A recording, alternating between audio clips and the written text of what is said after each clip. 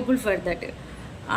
అలాని మీరు నర్సింగ్ చదువుకున్న వాళ్ళ మీద ఇలా మాట్లాడడం అనేది చాలా అంటే బాధాకరం. మన దగ్గర పనిచేసే ఒక చిన్న ఎంప్లాయీనైనా కానీ మనం ఆఫ్టర్ ఆల్ నీ బ్రతుకు ఇది అని మనం అనకూడదు సార్.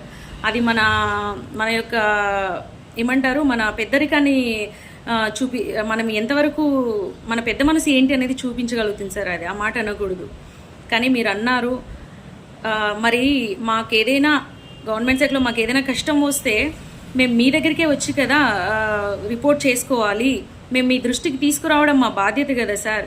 మరి మీ దగ్గరికి మా బాధ్యతగా మేము మీ దగ్గరికి తీసుకొని వస్తే మీరు మా వైపు సానుకూలంగా స్పందించి అన్ని సమస్యలు అట్ ఎ టైం తీర్చకపోయినా కనీసం సానుకూలంగా స్పందించడం కూడా మీ బాధ్యతే కదండి సార్. మరి మీరే అయ్యా మాకు ఈ కష్టం ఉంది అని మేము మీ దగ్గరకు వస్తే మీరే మమ్మల్ని ఆఫ్టర్ ఆల్ మీ ఉద్యోగాలు మీకు ఇంత వేతనానికి పని చేస్తారు అనేసి మమ్మల్ని అవమానకరంగా మాట్లాడడం అనేది, ఇంకా మేము ఎక్కడికి వెళ్ళాలి సార్? ఎవరిని అడగాలి? మా బాధలు మేము ఎవరికి చెప్పుకోవాలి? మరి మేము రెగ్యులరైజేషన్ అడగడంలో తప్పు ఉందంటారా సార్? 23% హైక్, ఎన్హెచ్ఎంలో పనిచేసిన ప్రతి ఒక్క క్యాడర్కి 23% హైక్ ఇచ్చారు. మరి మాకు ఇవ్వలేదు ఎందుకనంటే మాకు ఇన్సెంటివ్స్ అని అన్నారు. దయచేసి సార్ మీరు ఒక్కసారి మా బ్యాంక్ స్టేట్మెంట్స్ అన్నీ కూడా ఒకసారి చెక్ చేయండి.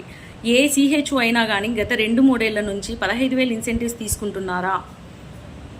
ఏ ఒక్కరు కూడా 15,000 ఇన్సెంటివ్స్ తీసుకోవడం లేదు. అయితే 11,500 లేకపోతే 7,500 జీరో ఇన్సెంటివ్స్ తీసుకున్న సిహెచ్ఓస్ కూడా ఉన్నారు సార్. ఫింగర్స్ మీద లెక్క పెట్టచ్చు 15,000 ఇన్సెంటివ్స్ తీసుకున్న వాళ్ళని. మరి ఏ కారణంతో మాకు అవి కట్ చేస్తున్నారో మాకు తెలియదు. దయచేసి మాకు ఇన్సెంటివ్స్ శాలరీ 2 వద్దు సార్. మాకు ఫిక్స్డ్ పే చేయండి. 25,000 జీతం తీసుకుంటున్నాం మేము. 25,000 జీతంలో మేము ఈరోజు ప్రతి ఒక్కళ్ళం కూడా సెంటర్కి 2,000 రూపాయల వరకు ఖర్చు పెడతా ఉన్నాం సార్. అద్దెలు కట్టుకుంటున్నాం, కరెంట్ బిల్ కట్టుకుంటున్నాం, ట్రాన్స్పోర్టేషన్ ఛార్జెస్ పెట్టుకుంటున్నాం, మెడిసిన్ ట్రాన్స్పోర్టేషన్ 2,000 ఒక మంత్కి 2,000 మేము ట్రాన్స్పోర్టేషన్ సెంటర్కే ఖర్చు పెడుతుంటే 23,000 జీతంతో మేము ఏ విధంగా మా ఫ్యామిలీస్ని మేము చూసుకోవాలి సార్? ఈరోజు ప్రతి ఒక్క గ్రౌండ్ లెవెల్ నుంచి కింది స్థాయి నుంచి పై స్థాయి వరకు ఒక సిహెచ్ఓని అణచి పెట్టాలి అనంటే అందరూ వాడే ఒకే ఒక అస్త్రం సార్. మీరు 24 అవర్స్ సర్వీసెస్ చేయాలి, మీరు అవి చేస్తున్నారా? నిన్న సత్యకుమార్ సార్ కూడా అదే అడిగారు సార్. 24 అవర్స్ సర్వీస్ చేయడానికి ఒక గ్రామీణ గిరిజన ప్రాంతాల్లో ఇప్పుడు మేమున్న 10,000 మంది సిహెచ్ఓస్లో 8,000 మంది సిహెచ్ఓస్ లేడీ సిహెచ్ఓస్ ఉన్నారు సార్. 10,000 ఆయుష్మాన్ ఆరోగ్య మందిర్లో 3,000 వరకు మాత్రమే బిల్డింగ్స్ రెడీ అయి ఉన్నాయి. మిగతా 7,000 రెంట్ మీద నడుపుకుంటా ఉన్నాం సార్ మేము. మరి 8,000 మంది సిహెచ్ఓస్ లేడీస్ ఉండగా వీరందరూ కూడా గ్రామీణ గిరిజన ప్రాంతాల్లో 24/7 సర్వీసెస్ అందించడానికి కలిగిన సదుపాయాలను మీరు కల్పించారా సార్? ఒక్కసారి ఆ దృష్ట్యా మీరు చూడండి. ఈరోజు కమ్యూనిటీ హెల్త్ ఆఫీసర్ అనేవాడు ఒక్కడే వెళ్తున్నారు, సింగిల్గానే డ్యూటీ చేసుకుంటున్నారు, డోర్ లాక్ చేసుకొని వస్తున్నారు, క్లీనింగ్ మేమే చేసుకుంటున్నాం. అలాంటిది మాకు ఒక సపోర్టింగ్ స్టాఫ్ లేదు. ఏదైనా మిడ్ నైట్లో మేమైతే ఏదైనా ఎమర్జెన్సీ ఉందని ఊర్లోకి వెళ్ళాలన్నా, లేదంటే కేసు మా దగ్గరకు వచ్చినా కానీ, ఇన్ కేస్ ఏదైనా డెలివరీనో లేకపోతే ఏదైనా బైట్స్ కానీ అలాంటివి ఏదైనా వచ్చినా కానీ మాకు పక్కన సపోర్టింగ్ స్టాఫ్ అనేది ఒకరు ఉండాలి కదా సార్. పొరపాటున మాకు థ్రెట్ ఎక్కడి నుంచైనా ఉండొచ్చు, బయట నుంచైనా ఉండొచ్చు, ఊర్లో జనాల నుంచైనా కానీ ఉండొచ్చు. ఎందుకంటే సింగిల్గా సర్వీస్ చేయాల్సి ఉంటుంది కాబట్టి. ఈ ప్రాసెస్లో ఆ 3,000 కట్టిన 3,000 విహెచ్సిలలో కూడా అది కూడా ఊరి బయట వీధి చివరన ఎక్కడ ఖాళీ ప్లేస్ దొరికితే అక్కడ కట్టించి ఇచ్చారు సార్. వాటిలో కూడా ప్రాపర్ కరెంటు సప్లై లేదు, వాటర్ సప్లై లేదు, టాయిలెట్ ఫెసిలిటీస్ లేవు, ఒక సెక్యూరిటీ ఫెసిలిటీ లేదు, కంటింజెంట్ వర్క్ లేరు. మాకు ఏ విధమైనటువంటి ఫెసిలిటీస్ లేకుండా మేము 24 అవర్స్ సర్వీసెస్ ఎలా చేయాలి సార్? మేము దయచేసి మీరు 24 అవర్స్ సర్వీస్ చేస్తున్నారా అని అడిగే ముందర మా బాధలు కాస్త వినండి సార్. 24 అవర్స్ సర్వీస్ చేయడానికి మాకు కనీసం సపోర్టింగ్ స్టాఫ్ లేరు. ఊర్లోకి వెళ్ళడానికి ఏదైనా ఎమర్జెన్సీ, ఒక లేబర్ కేసు ఏదైనా పెయిన్స్తో వస్తే కనీసం మా పక్కన ఒక సపోర్టింగ్ స్టాఫ్ మాకు నీడ్ ఉంటుంది కదా.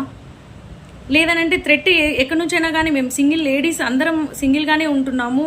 ఒకవేళ హెడ్ క్వార్టర్ స్టే చేయాలంటే లేడీస్ అక్కడికి అక్కడ స్టే చేస్తాము.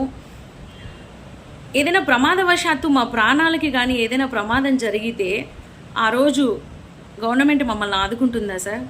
ఈరోజు సర్వీస్ చేస్తూ సర్వీస్లో ఉండగా 7 మంది సిహెచ్ఓస్ చనిపోతే గవర్నమెంట్ నుంచి ఒక్క రూపాయి రాలేదు సార్ వాళ్ళ ఫ్యామిలీ మెంబర్స్కి. మేమందరం కూడా మా అసోసియేషన్ తరపున తలా ఒక 100-200 కాంట్రిబ్యూషన్ చేసుకొని ఒక 50,000, 60,000, 70,000 అప్పటికప్పుడు వాళ్ళ ఫ్యామిలీ అప్పుడు ఆపదలో ఉంటారు కాబట్టి వాళ్ళు కాస్త కొద్దిగా కోలుకునేంత వరకు ఆ ఫైనాన్షియల్ సపోర్ట్ అనేది అందుతుందని మేము వాళ్ళకి కాంట్రిబ్యూట్ చేసుకొని 50,000, 60,000 దాకా అందరం కాంట్రిబ్యూట్ చేసుకొని వాళ్ళకి ఇస్తున్నాం సార్ ఫైనాన్షియల్ సపోర్టు. మరి మేము ఈపీఎఫ్ పునరుద్ధరణ అడగడం తప్పంటారా సార్? ఈరోజు మాకు ఏదైనా అపాయం జరిగితే, యాక్సిడెంట్స్ లేకుంటే ఏదైనా మేజర్ హెల్త్ ఇష్యూస్ వస్తే 23,000 జీవితంతో మాకు జీవితాన్ని నడుపుకోవడమే కష్టంగా ఉంది. ఇంకా సేవింగ్స్ ఏ విధమైన సేవింగ్స్ చేసుకోమంటారు? ఈపీఎఫ్ ఉంటే మాకు ఏదైనా అత్యవసరాలు వచ్చినప్పుడు మేము ఆ అమౌంట్ని యూజ్ చేసుకుంటాం కదా సార్. మాకు ఆ ఫెసిలిటీ కూడా లేకుండా తీసేశారు. మేము ఈపీఎఫ్ పునరుద్ధరణ అడగడం తప్పంటారా సార్? 7 మంది సిహెచ్ఓస్ ఇన్ సర్వీస్లో ఉన్నప్పుడు చనిపోతే వారికి ఒక రూపాయి కూడా గవర్నమెంట్ నుంచి అందలేదు సార్. మట్టి ఖర్చులకు కూడా ఎక్స్గ్రేషియా పాలసీ అడగడం తప్పంటారా? మేము ఎక్స్గ్రేషియా పాలసీ అడగడం గొంతమ్మ కోరిక అంటారా సార్? న్యాయపరమైన కోరికనే అంటారా? 7 మంది సిహెచ్ఓస్ చనిపోతే కనీసం వారికి ఆదుకోలేదు ఎవరు కూడా. ఈరోజు 8,000 మంది సిహెచ్ఓస్ సింగిల్గా మేము 24/7 సర్వీసెస్ చేస్తూ సర్వీస్లో ఉండగా మేము ఏదైనా మా ప్రాణాలకి అపాయం కలిగితే ఆ రోజు మమ్మల్ని ఆదుకుంటారా సార్ మీరు?